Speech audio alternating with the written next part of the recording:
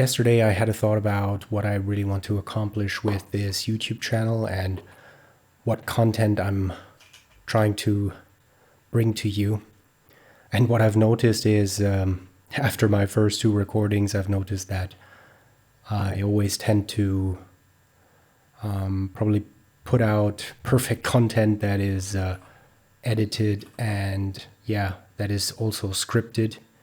But instead, what my goal was originally in creating this channel was to bring you with authentic insight into writing. So now I basically decided to give you the information in a more authentic way without too much editing. Basically, I would say I have 3 rules now. I'm going to edit out all the stuff where I say stupid things. I will maybe remove some of the breaks in between me saying stuff. And if there's any background noises that basically put down the quality of my recording. So in the future, what I'm trying to release to you is my thoughts on my writing. That I think that will also bring up my upload speed, and I can share with you my thoughts in real time, basically, instead of preparing content for you that maybe is helpful to you, but where I basically remove myself from the picture. Of course, I gave you my thoughts, but I think it's probably of more value to you if you see how I develop as a writer throughout the process of publishing my first novel, what I learn, and how I change. Because I don't think that I have ultimate knowledge yet. That brings me to my previous video. I currently don't consider myself as a writer, actually, because I haven't published my first novel. I published some short stories. There's actually one that I hope will be published. I haven't received a confirmation yet, but that's my goal, and I want to take you on this journey to become a writer. And if you listen to my previous video, of course, it's pretty much up to me if I regard myself as a writer. It's not the external validation that will make me a writer, but I still need to believe that I am a writer. And before I can say that, I have to, in my opinion, publish my first novel. So the goal of this YouTube channel is to bring you my unfiltered thoughts on my writing process. And I think and I hope that you will appreciate this, because I don't think that there's too much content in regards to that out there. I haven't seen it. Maybe I'm just not in the right bubble, so to say. But I don't want to bring to you highly filtered, highly scripted content on writing. I think there's already too much out there, and most of it is really nonsensical rules that will not improve you as a writer. Of course, there's good writing tips. Currently sitting in my room, looking at my bookshelf, and there is a book on writing. I can't find it right now. Is it McRae? I think the book is called Story, actually. It's about screenwriting. And that was actually probably the most helpful book on writing that I've read before.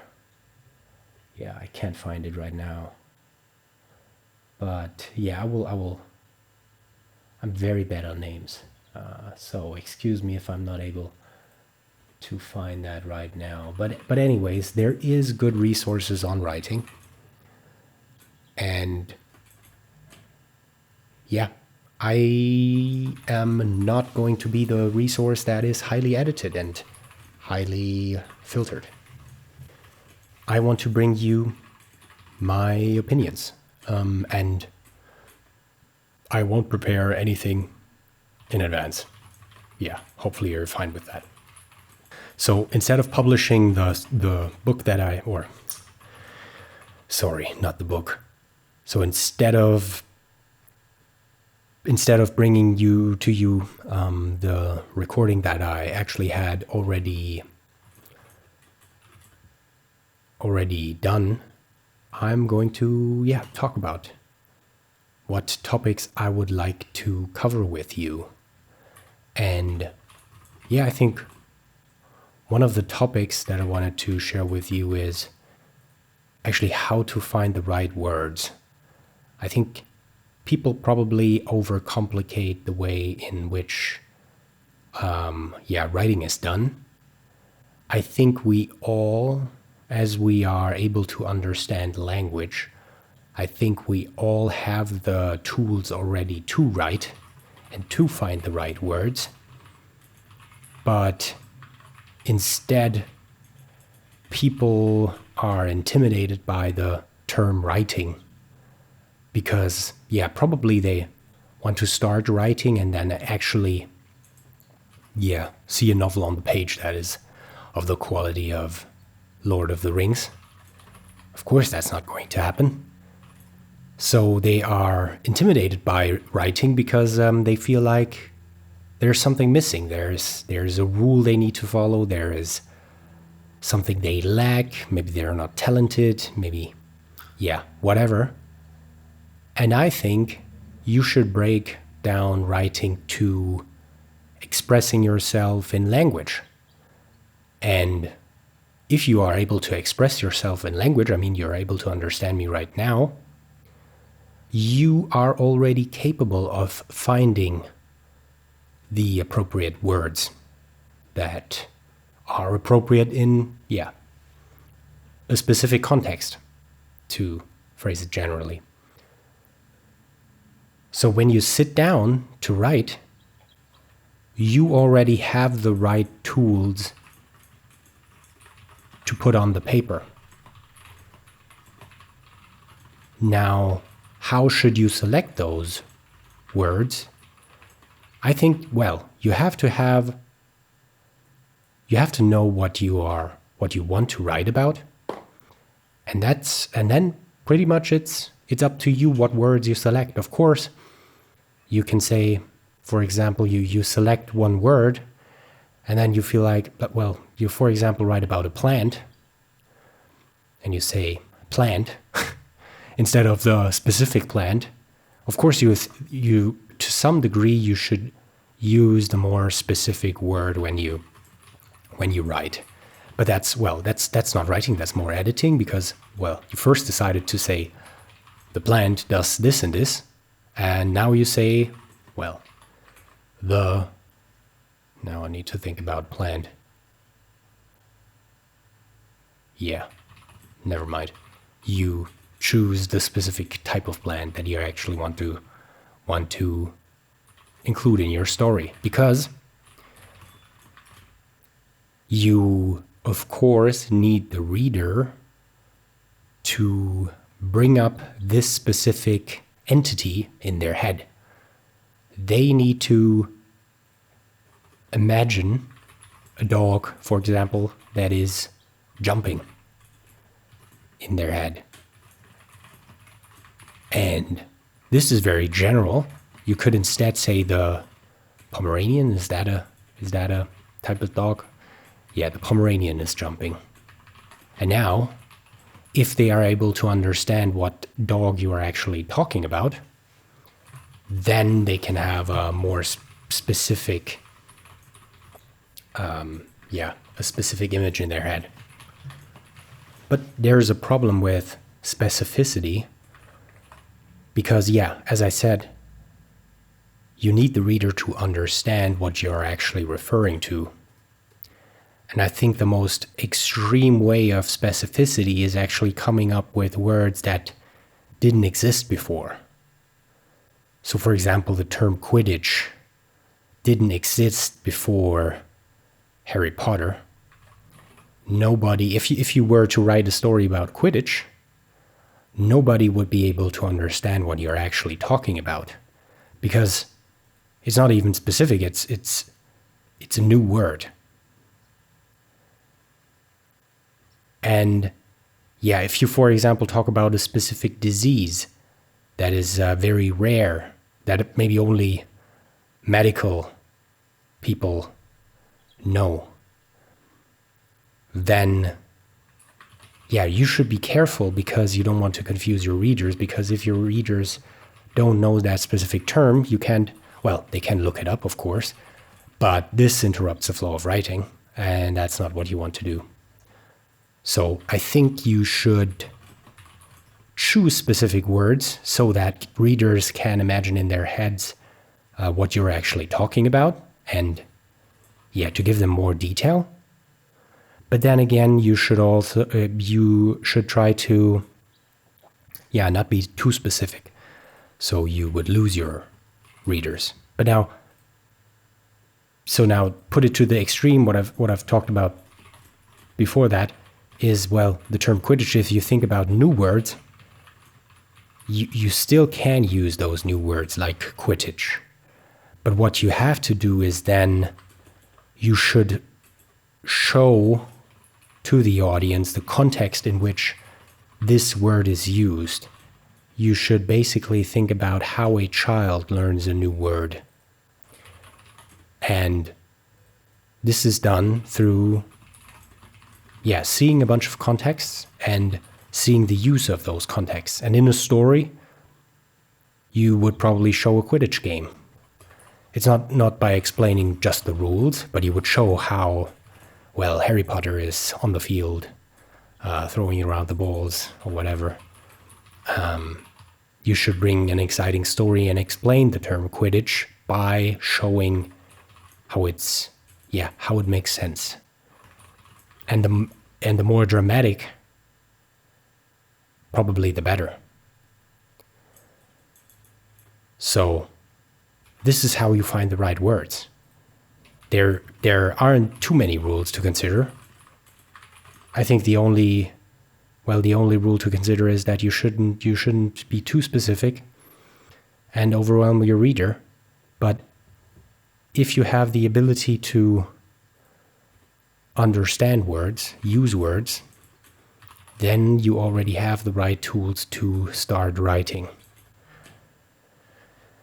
I am probably in a later video talk about how you probably come up with a story. Maybe that's another thing that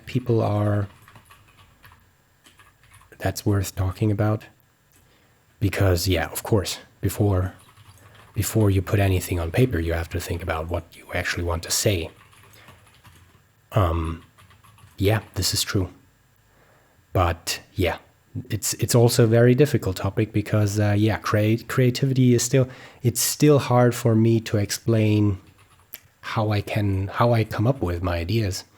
It doesn't really. I don't think that anyone has an answer to that question. They just appear, which is actually very scary when I think about the novel that I'm writing right now, because I'm not sure whether people are underestimating that, but I think, or at least I was underestimating how many ideas actually go into one novel. And the scary thing about this current novel that I'm writing is that there were periods while writing that book where the ideas were coming like minute by minute. And all of that was linking together. I think Stephen King at some point said, like, if you're if you are an archaeologist digging up some historic artifact, and that's basically what you do as a writer. But and in my case, it actually was like, this story exists, and I am trying to figure out, I'm just trying to make sense of it somehow.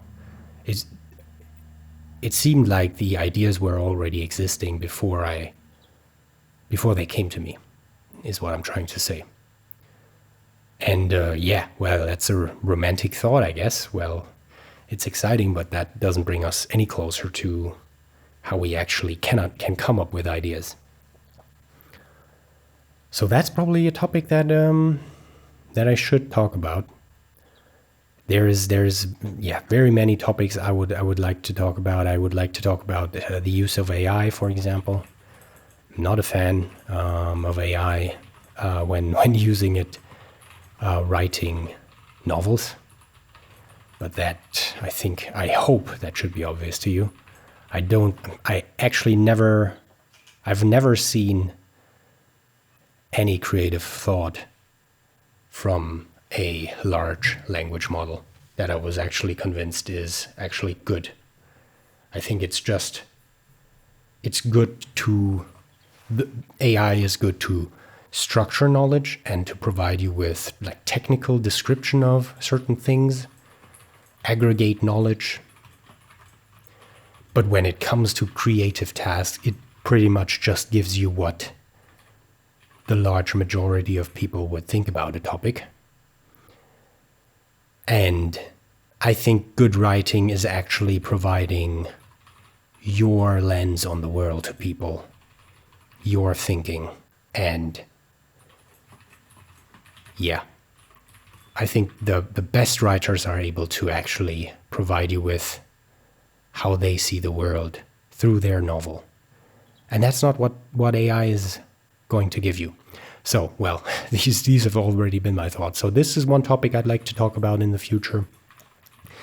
I'd like to also talk about how people see writers, because what I've noticed is that a lot of people, and maybe that's also a fault that I did in the past, is, well, they romanticize the idea of being a writer. If they think about a writer, they think about a specific person in their head, like the nerd type, if you can say that. Also the weird, maybe antisocial personality, maybe also taking drugs, being depressed. I'm not sure what's your what's the word I'm trying to look for? What's your archetype of a writer when you think about it? And pretty much what my opinion is that anyone can be a writer. I mean, well, if you take, for example, a 300-pound bodybuilder, nobody would actually think, or there's very few people, and you have to be honest, but there's very few people who would actually think that this person can be a writer. Probably there's not a lot of 300-pound bodybuilders that are also successful writers, probably. But in which book, or where is that rule coming from that it's not possible? Basically, there isn't any rule. Basically, you can be whatever human you can be, as long as you can, well, write. As long as you are able to put your words on paper, in a computer, wherever, and you can use words, and you have imagination to tell a story, then you can be a writer. Whether it's good writing, that depends, of course, on the reader and your ability to tell the truth. Also, another topic I want to talk about, what is actually good writing? In my opinion, it's telling the truth, but that's very complicated. And yeah, again, so there's a lot to talk about, and I would like to bring this to you in this format that I'm doing right now. So without too much edits, without writing a script, I think the most value I can give is in this format, and that's what I'm going to continue to do. And hopefully I can bring out to you a video a day, maybe every 2 days. But yeah, don't see that as a promise. Yeah, that's my goal. And I hope you have a great rest of your day. And I hope I can see you in the next video. Cheers.